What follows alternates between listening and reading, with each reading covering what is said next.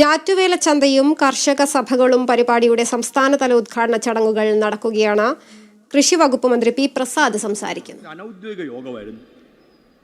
നമ്മുടെ RCCയിലെ പ്രമുഖരായ ഡോക്ടർമാരുണ്ടായിരുന്നു, മെഡിക്കൽ കോളേജിലെ പ്രമുഖരായ ഡോക്ടർമാരുണ്ടായിരുന്നു, ആലപ്പുഴ മെഡിക്കൽ കോളേജിലെ നമ്മുടെ ഈ അവയവമാറ്റത്തിൻ്റെ കേരളത്തിലെ nodal officer doctor Noble gracious ഉണ്ട്. അവരെല്ലാം ഇതിൻ്റെ ഭാഗമായവരാണ്. പീഡിയാട്രീഷ്യന്മാരുണ്ടായിരുന്നു, ഓർത്തോ, ഇങ്ങനെ വിവിധ മേഖലകളുമായി ബന്ധപ്പെട്ട ഡോക്ടർമാരുണ്ടായിരുന്നു. അവരെല്ലാം പറഞ്ഞത് കേൾക്കുമ്പോൾ നമ്മൾ വല്ലാത്തൊരവസ്ഥയിലാണെന്ന് മനസ്സിലാവുകയാണ്. ഒരു ദിവസം ഞാൻ ICMRൻ്റെ കണക്ക് പണ്ട് കേട്ടിരുന്നെല്ലാം ഒരു 200 ഗ്രാം പച്ചക്കറി, 50 ഗ്രാം ഇലവർഗ്ഗങ്ങൾ, 50 ഗ്രാം കിഴങ്ങ് വർഗ്ഗങ്ങളായിരുന്നു. മാറി 400 ഗ്രാമാണ് എല്ലാം കൂടെ ചേർത്തിപ്പോൾ ICMR പറഞ്ഞു നമ്മൾ കഴിക്കണം എന്ന് പറഞ്ഞത്. നമ്മൾ കഴിക്കുന്നതേയില്ല. അതൊക്കെ വാങ്ങിച്ച് കഴിക്കാൻ പൈസ എവിടെയെന്നാണ് നമ്മൾ പലരും ചോദിക്കുന്നത്. പക്ഷേ ഇത് കഴിക്കാണ്ടിരുന്നാൽ നമ്മളെ പോലീസ് പിടിക്കുകയൊന്നുമില്ല, പക്ഷെ കഴിക്കാണ്ടിരുന്നാൽ രോഗങ്ങൾ പിടികൂടും എന്ന കാര്യത്തിൽ ഒരു തർക്കവും ഇല്ല. നമ്മൾ പോലീസിനെ പേടിച്ച് വേണമെങ്കിൽ ഹെൽമെറ്റ് വെക്കും എന്നതുപോലെയാണ്. പക്ഷേ നിങ്ങളെ വേറെ ആരും ചെയ്യൂല, രോഗങ്ങൾ നമ്മളെ വന്ന് കീഴടക്കും. ഒന്ന് വീണാൽ അപ്പോൾ തന്നെ, സ്ത്രീകൾക്കാണ് ഏറ്റവും കൂടുതലെന്നാണ് ഡോക്ടർമാർ പറഞ്ഞത്, അപ്പോൾ കയ്യോ കാലോ ഒടിയുകയാണ്. പ്രോട്ടീൻ്റെ കുറവ്, വ്യായാമത്തിൻ്റെ കുറവ്, ഇത് പറയുന്ന ഉടനെ അവർ ഉടനെ ചോദിക്കും. അത്രേ ഡോക്ടർമാർ പറയുകയാണ്, സാർ ഏത് പ്രോട്ടീൻ സപ്ലിമെൻ്റാണ് ഞാൻ കഴിക്കേണ്ടത് എന്നാണ് ഉടനെ ചോദിക്കുന്നത്. നമ്മുടെ ഭക്ഷണത്തിൽ നമ്മൾ ഉണ്ടാക്കുന്ന ഇത് എന്തെങ്കിലും ഒക്കെ ഉണ്ടാക്കി അത് കഴിക്കുന്നതിനെക്കുറിച്ചല്ല, എന്തെങ്കിലും ഗുളിക കിട്ടുമോ എന്നാണ് ഉടനെ നമ്മൾ നോക്കുന്നതെല്ലാം. ഏത് പ്രോട്ടീൻ സപ്ലിമെൻ്റാണ് ഞാൻ കഴിക്കേണ്ടതെന്നാണ് ഉടനെ നമ്മൾ അവിടെ എല്ലാം ചോദ്യങ്ങളെല്ലാം ഉയർന്നത്. കുഞ്ഞുങ്ങളെക്കുറിച്ച് പറഞ്ഞു. നമ്മുടെയൊക്കെ വീടുകളിൽ കുഞ്ഞുങ്ങളുണ്ടാവുമല്ലോ, ഞങ്ങൾ കുറേ കുട്ടികളെ കണ്ടിട്ടാണ് വരുന്നതെല്ലാം. കുഞ്ഞുങ്ങളെക്കുറിച്ച് പീഡിയാട്രീഷ്യന്മാർ 3 പ്രമുഖരായ ഡോക്ടർമാർ ആ കൂട്ടത്തിലുണ്ട്. അവർ പറഞ്ഞു, ഒന്നുകിൽ അവർക്ക് വെയിറ്റ് കൂടുതലാണ്, അല്ലെങ്കിൽ വെയിറ്റ് കുറവാണ്. ഒരു മിനിമത്തിൽ വേണ്ട, അവശ്യം വേണ്ട വെയിറ്റിൽ ഉള്ള കുഞ്ഞുങ്ങൾ വളരെ കുറവാണ് നമ്മുടെ കേരളത്തിൽ. എന്തുകൊണ്ട് ഇങ്ങനെ സംഭവിക്കുന്നു? രാവിലെ ഉണർന്നാൽ ഉടൻ തന്നെ ഈ കുഞ്ഞുങ്ങളെ പെട്ടെന്നെല്ലാം റെഡിയാക്കി, ഒരു യന്ത്രത്തിൻ്റെ പോലെയാണ് റെഡിയാക്കി രാവിലത്തെ കഴിക്കാനുള്ളതും കൊടുത്തങ്ങ് വിടുകയാണ്. ഒരു 2 മണിക്കൂറൊക്കെ ആകുമ്പോഴേ കുഞ്ഞുങ്ങൾക്ക് ഒരു വിശപ്പിലേക്ക് എത്തത്തുള്ളൂ. അതിനു മുമ്പേ നമ്മൾ അവരെ വീട്ടിൽ നിന്ന് ചാടിച്ച് വിടുകയാണ്. എത്ര ദയനീയമായ രീതിയിലേക്കാണ് നമ്മൾ ഇതിനെല്ലാം കൈകാര്യം ചെയ്യുന്നതെന്ന് ആലോചിച്ച് നോക്കാം. ക്യാൻസർ രോഗം കൂടുകയാണ്, കിഡ്നി രോഗം കൂടുകയാണ്, കരൾ രോഗം കൂടുകയാണ്. എല്ലാം മാറ്റിവെക്കുന്നതിനെക്കുറിച്ചാണ് ഞാൻ ഇവിടെ പറഞ്ഞല്ലോ. നേരത്തെ നമ്മുടെ MLA പറഞ്ഞു 3 മണിക്കൂർ ഇന്ന് ആലപ്പുഴ മെഡിക്കൽ കോളേജിൽ ഒരു മീറ്റിംഗ് ആയിരുന്നു ഉണ്ടായിരുന്നെല്ലാം. ഓരോരുത്തരുടെയും ട്രാൻസ്പ്ലാന്റിൻ്റെ ഒക്കെ കാര്യങ്ങൾ ചർച്ചയ്ക്ക് വരുന്നുണ്ടായിരുന്നു. എണ്ണം കൂടുകയാണ്. നാടെമ്പാടും നടന്ന് പണം പിരിക്കുന്ന എത്രയോ സന്ദർഭങ്ങൾ നമ്മളെല്ലാം പങ്കാളിയാവുന്നുണ്ട്. ഞങ്ങളുടെ ചേർത്തലയിൽ തന്നെ ഇപ്പോൾ എത്ര പേർക്ക് വേണ്ടിയിട്ട് ബക്കറ്റുകളുമായി വീട്, നാളെയും നമുക്ക് ഇറങ്ങാം. പക്ഷേ എന്തുകൊണ്ടാണ് ഇതൊക്കെ സംഭവിക്കുന്നത്? ഈ ഡോക്ടർമാർ പറയുന്നു ഭക്ഷണവും ജീവിതശൈലിയുമാണ് ഘടകങ്ങളിൽ പ്രമുഖമായത് എന്നും.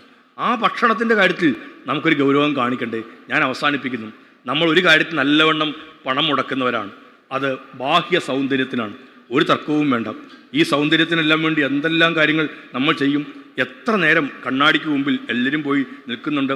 ഈ പരിപാടിക്കൊന്ന് വരുന്നതിന് വേണ്ടിയിട്ട് ഏത് പാൻ്റ് ഇടണം, ഏത് ഷർട്ട് ഇടണം, അതിന് യോജിക്കുന്ന ഷർട്ട്, പാൻറ്റ്, സാരി, ബ്ലൗസ്, ആ കാര്യത്തിലെല്ലാം ആരും മോശമൊന്നുമല്ല. ഏതെങ്കിലും ഒരാളിനെ മാത്രമായിട്ടില്ല, ആൺ പെൺ വ്യത്യാസമില്ലാതെ നല്ലവണ്ണം ഒരുങ്ങി റെഡിയായിട്ടുണ്ടോ എന്നും ഒന്നുകൂടി കണ്ണാടിക്ക് മുമ്പിൽ പോയി ഉറപ്പുവരുത്തി നമ്മൾ നിൽക്കുകയാണ്. അതിനുവേണ്ടി എന്തെല്ലാം വേണമെങ്കിൽ നമ്മൾ വാങ്ങിക്കുകയും ചെയ്യും. അതിനകത്തൊന്നും ഒരു മടിയും നമുക്ക് ആർക്കും ഇല്ല. കല്യാണത്തിന് പോകുമ്പോൾ ഓരോ കല്യാണത്തിനും പ്രത്യേകം സാരിയൊക്കെ വാങ്ങിക്കുന്നു എന്ന് പറഞ്ഞ് ഞാൻ കേൾക്കാറുണ്ട്. ചിലതൊക്കെ അത് ശരിയായിരിക്കില്ല, ചിലപ്പോൾ ശരിയായിരിക്കുകയും ചെയ്യാം. എങ്കിലും നമ്മൾ ബാഹ്യമായ സൗന്ദര്യത്തിനും പണം മുടക്കുന്നതിൽ മലയാളിക്ക് ഒരു ബുദ്ധിമുട്ടും ഇല്ല. ബാഹ്യ സൗന്ദര്യത്തിന് വേണ്ടി ഇഷ്ടം പോലെ പണം മുടക്കുന്ന മലയാളി ആന്തരിക സൗന്ദര്യം അഥവാ ആരോഗ്യത്തിന് വേണ്ടി പണം മുടക്കാനും ചിന്തിക്കാനും ഒരുക്കമല്ല എന്നുള്ളതാണ് ഇത്രയും രോഗങ്ങൾ വന്ന് നമ്മളെ കീഴ്പ്പെടുത്തുന്നതിൻ്റെ കാരണമായി തീരുന്നതെല്ലാം. നമുക്ക് പ്രാധാന്യം പലതിനും കുറഞ്ഞു. ഇന്ന് ഇപ്പോൾ തക്കാളിക്ക് വലിയ വില കൂടുതൽ, വാർത്തയെല്ലാമാണ്. ഇനി ഉരുളക്കിഴങ്ങ് കിട്ടുന്നില്ല, ഉടനെ നമുക്ക് പ്രശ്നമാണ്. ഉരുളക്കിഴങ്ങ് കിട്ടുന്നില്ല, എവിടെ ഉരുളക്കിഴങ്ങും? 25-30 കൊല്ലം മുമ്പ് എത്ര വീട്ടിൽ എല്ലാ ദിവസവും പച്ചക്കറി വാങ്ങിക്കുമായിരുന്നു? എല്ലാ ആഴ്ചയും പച്ചക്കറി വാങ്ങിക്കുന്ന എത്ര വീടുണ്ടായിരുന്നു? എൻ്റെ വീട്ടിൽ വാങ്ങിക്കില്ല. ഒരു ഓണാട്ടുകരക്കാരൻ നിറത്തിൽ ഞാൻ നിന്ന് പറയാമല്ലോ. വാങ്ങിക്കുന്നത് അവിടെ അമ്പലത്തിലെ ഉത്സവത്തിന്, പിന്നെ ഓണത്തിന്, തീർന്നു. അന്ന് മാത്രമാണ് പച്ചക്കറി വാങ്ങിക്കുന്നത്. അന്നും എൻ്റെ അമ്മ ഉണ്ടാക്കിയത് അവിയലും സാമ്പാറും തോരനും മെഴുക്കുവരട്ടിയും. ഇന്ന് എൻ്റെ ഭാര്യ ഉണ്ടാക്കുന്നതും അവിയലും സാമ്പാറും തോരനും മെഴുക്കുവരട്ടി, പിന്നെ ചിക്കൻ എന്നൊക്കെ ഐറ്റം വന്ന് കയറി എന്നുള്ളതേ ഉള്ളൂ. അന്ന് പിന്നെ എങ്ങനെയാണ് ഈ അമ്മ ഇതെല്ലാം ചെയ്തത്? അമ്മ മാന്ത്രിക വടി എടുത്ത് കറക്കിയിട്ട് ഉരുളക്കിഴങ്ങ് ഉണ്ടാക്കിയൊന്നുമല്ല. അമ്മ ആ പറമ്പിൽ നിന്ന് ചേമ്പും ചേനയും യഥേഷ്ടം ഇതിനകത്തേക്ക് ഉപയോഗിച്ചു. അതുകൊണ്ട് സാമ്പാറിൻ്റെ ഒരു പ്രശ്നവും ഉണ്ടായതേയില്ല.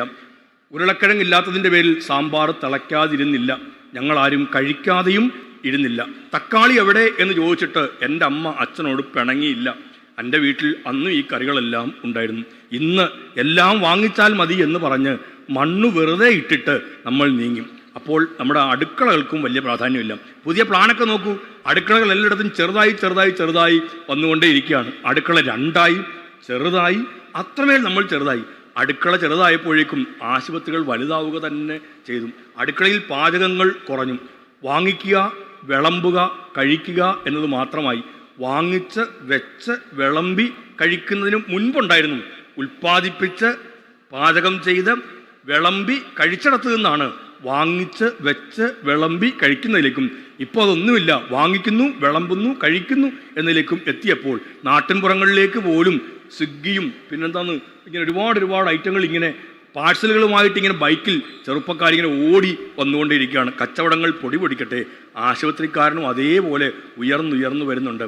ഒരുപാട് ആശുപത്രികൾ വരുന്നു, പുതിയ കെട്ടിടങ്ങൾ, മെഡിക്കൽ സ്റ്റോറുകളുടെ എണ്ണം വർദ്ധിക്കുന്നു. വികസനത്തിൻ്റെ ഏറ്റവും നല്ല ലക്ഷണമല്ല. രോഗാതുരമായിക്കൊണ്ടിരിക്കുന്ന സമൂഹത്തിൻ്റെ ഏറ്റവും പ്രധാനപ്പെട്ട അടയാളങ്ങളായി അതെല്ലാം നമ്മുടെ മുമ്പിലുണ്ട്. ഇവിടെയാണ് കൃഷിക്ക് പ്രാധാന്യമുള്ളത്. കുഞ്ഞുങ്ങളെങ്കിലും മാരകമായ രോഗങ്ങളിലേക്ക് പോകാണ്ടിരിക്കാൻ നമുക്കതിനെ ഒന്ന് കണക്കിലെടുക്കേണ്ടതുണ്ട്. ഈ ഞാറ്റുവേലക്കാലം നമുക്കൊന്ന് നോക്കേണ്ടതുണ്ട് അത്യാവശ്യമായിട്ട്. ആ ഞാറായിണെങ്കിൽ പറിച്ചു നട്ടിയിടണം. ഞാറ്റുവേലക്കാലം ആവുമ്പോഴൊന്ന് ONV അതിമനോഹരമായ കവിതയിൽ പറയുന്നുണ്ട്. നമുക്ക് പലതും നടാൻ, ഒന്ന് നോക്കാൻ, കൃഷിയിടത്തിലേക്കൊന്ന് കണ്ണു വായിക്കാൻ ഈ ഞാറ്റുവേലക്കാലം പ്രേരണയായി തീരട്ടെ. ഇത് നിൽക്കുന്ന കർഷകരുണ്ടല്ലോ, അവരുടെ ഉൽപ്പന്നങ്ങൾ വാങ്ങാൻ നമ്മൾ തയ്യാറാവണം. അത് നമ്മുടെ ആരോഗ്യത്തിന് ഗുണകരമാണെന്ന് നമ്മൾ ഉറപ്പായി നമ്മൾ അതിനോടൊപ്പം ചേർന്ന് നിൽക്കണം. ആ കർഷകരെ, മൂല്യവർദ്ധിത ഉൽപ്പന്നങ്ങൾ ഉണ്ടാക്കുന്ന സഹോദരിമാരെ കണ്ടറിഞ്ഞ് നമുക്ക് സഹായിക്കണം അവരെ. ഇല്ലെങ്കിൽ അതെല്ലാം പൂട്ടിപ്പോയാൽ പിന്നെ നമുക്ക് ഒന്നും ഉണ്ടാവുകയില്ല. വിഷം വാങ്ങിച്ച് കഴിക്കേണ്ട അവസ്ഥയിലേക്ക് നമ്മൾ എത്തുക. ഇനിയും പറയാനുണ്ട്, പക്ഷെ ഞാൻ സമയത്തിനോട് പറഞ്ഞില്ല. ഇതിൻ്റെ രംഗം നെറ്റൊക്കെ ഉപയോഗിക്കുന്നവരാണ്. പച്ചക്കറികളിലും മറ്റും അടങ്ങുന്ന കീടനാശിനികളുടെ അളവിനെക്കുറിച്ചുള്ള കണക്ക് കൂടി പറയണമെന്ന് എനിക്കുണ്ടായിരുന്നു. സമയത്തിന് ഇതുകൊണ്ട് സുമാർ സാറേ ഞാൻ അതിലേക്കൊന്നും കടക്കുന്നില്ല. ഈ പരിപാടി നിറഞ്ഞ സന്തോഷത്തോടുകൂടി ഔപചാരികമായി ഉദ്ഘാടനം ചെയ്യുന്നതായി അറിയിക്കുന്നു. ചെറിയ സമയത്തിനുള്ളിൽ ഇങ്ങനെല്ലാം സംഘടിപ്പിച്ചതിന് സംഘാടകരെ ആത്മാർത്ഥമായിട്ട് അഭിനന്ദിക്കുന്നു. എല്ലാ കർഷക സുഹൃത്തുക്കൾക്കും എല്ലാവിധമായ അഭിനന്ദനങ്ങളും ഏർപ്പെടുത്തുന്നു. കേരള ഗ്രോ എന്ന ബ്രാൻഡ് നെയിമിൽ നമ്മുടെ ഉൽപ്പന്നങ്ങൾ വിപണനം നടത്തുന്നതിനുള്ള സംവിധാനം ഒരുക്കും എന്നൊരിക്കൽ കൂടി പറഞ്ഞുകൊണ്ട് എല്ലാ നന്മകളും നേരുന്നു. നന്ദി, നമസ്കാരം.